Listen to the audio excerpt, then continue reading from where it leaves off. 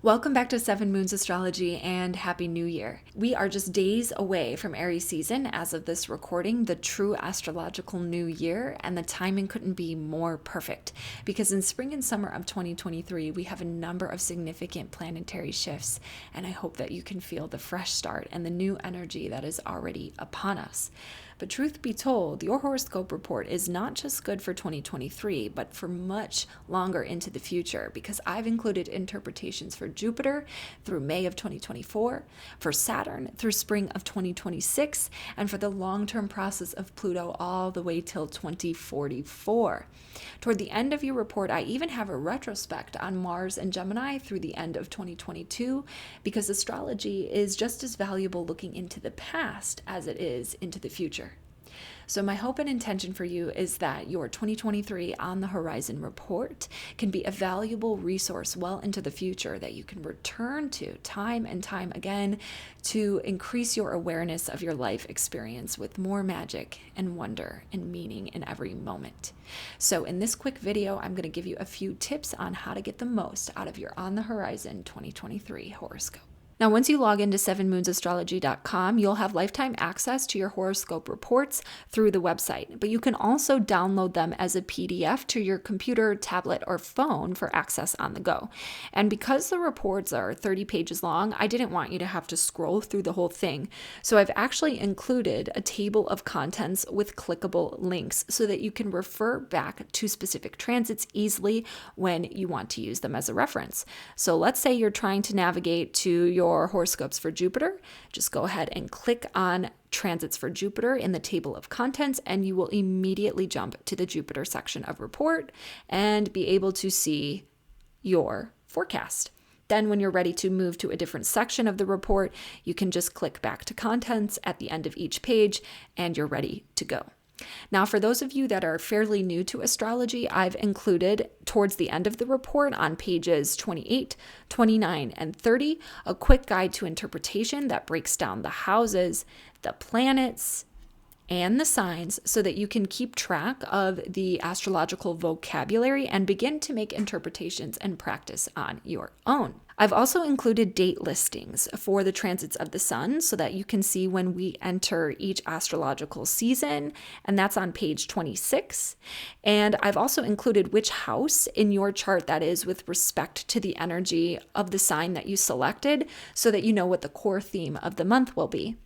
And on the next page, I've got a lunation guide so that you can see the dates of the new and full moon and which part of your chart that represents. So my recommendation to you would be each month, check in on the new and full moon according to the dates listed here, and then see which house we've got for you specifically according to your sun, moon, rising sign, or whichever horoscope you purchased.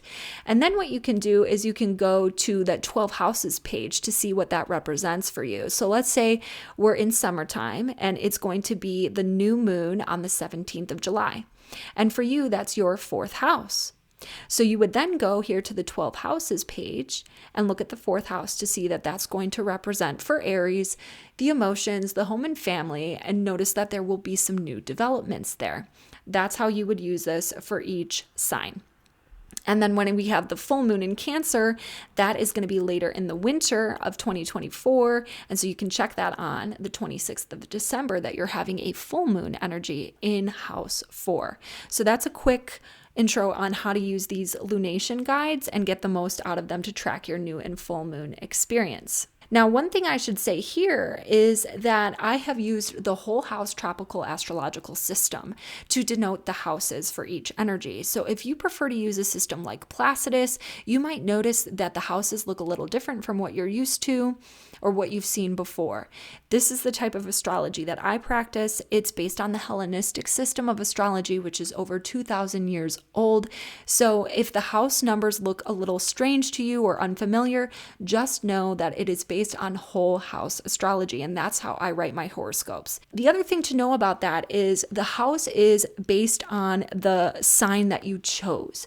So if you chose your rising sign as Aries, for instance, then it is literally your first house where Jupiter is transiting. And that's what you'll see here in each interpretation. Jupiter in Aries is the first house, that's where Aries is, for Aries. But if your sun sign is a different sign, then the energy is going to be transiting a different house with respect to your sun or your moon sign. So the house that is referenced is with respect to the sign selected. Now we're going to jump to the 2023 at a glance page here to get an overview of the transits, and I'll tell you a little bit how I would recommend you to use this. For some of these longer term transits, I would recommend that you check in periodically and read and reread again, because the interpretations are going to have more meaning for you as time goes on and your life experience unfolds according to these interpretations. So for Jupiter, you can be checking in all the way through May of 2024 when we've got Jupiter through Aries and Taurus. Saturn in Pisces, you're going to want to check this repeatedly through 2026. Pluto in Capricorn in Aquarius. Now, this one is a much longer term transit. It's a subtle evolutionary process. And because it happens so slowly, it's not like things are materializing constantly. This is really the unfolding of your unconscious mind. So I've included a retrospect for Pluto in Capricorn, which covers us all the way since 2008. And you can look and see how that was unfolding in the past several years so that it makes more sense as we shift into Pluto in Aquarius all the way till 2044. So hopefully this one will be a good reference for you to increase your awareness for several years into the future and also make sense of the past chapter of your life. I've got the nodal shift of Aries and Libra, and this is going to be where our eclipse energies are occurring this year.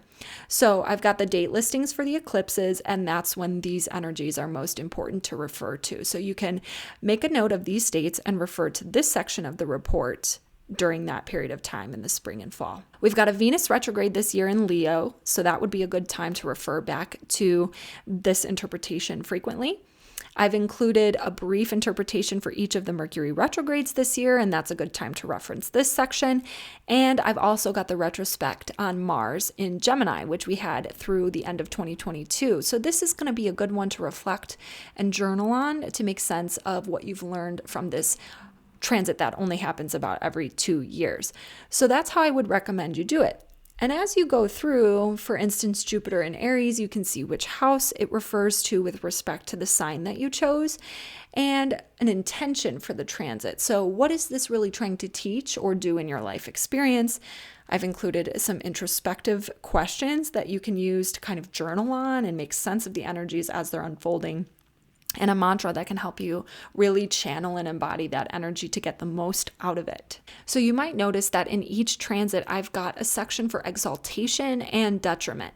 What this really means is it shows what the energy looks like when it's working positively and confluently in your life, and what it can do when it's manifesting in more of its shadow. Now, you don't get to choose how this goes. It has to do with your specific natal chart and the divine plan.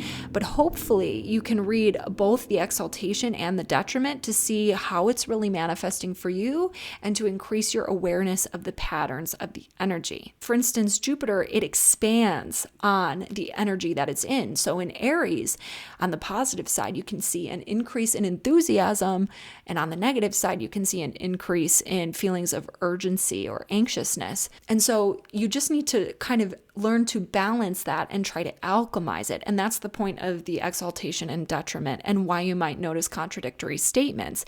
It's not to say that both are happening at once or that it's either or necessarily. It's just to give you the broad spectrum of how that archetype of the energy can manifest so that you can spot it easier. Now, you might also notice that some statements or interpretations repeat across the different signs, and that has to do with the house placement for that energy. So if you've purchased Aries and Taurus and there's some kind of overlap in the energy, you're going to see that interpretation repeat in different areas because, of course, our consciousness is a sum of all the signs. It's a blending of different concentrations of energies.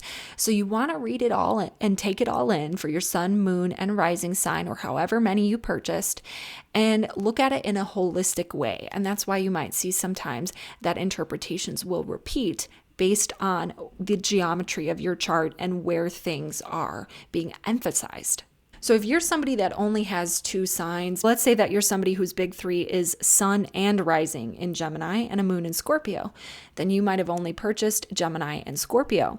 That's okay, because the concentrated energy you have in Gemini will just be emphasized by the sun and the rising sign. So you would put more weight and focus onto your Gemini horoscope, and you would also refer to your Scorpio moon periodically for a more internal emotional view of your energy for the years ahead. It's meant to cover as many people as possible and give you a sense of the general archetype, so you don't need to get in your head and be worried about specific things happening or not happening. This is really just to help you spot patterns and increase awareness. And if you want to get something that is really hyper tailored to you, then it's best to book a chart reading with me so I can help break down the specifics of your natal chart and we can go deeper together. So that's it. Those are all my tips. I hope it helps you to extract more value out of your 2023 horoscopes. And I hope that you can feel all the love, life, and energy that I have poured into these forecasts for you. If you have any feedback or questions, you can just email me at info@sevenmoonsastrology.com. Thank you so much for being a part of this community and for supporting my work. With energy, Sarah.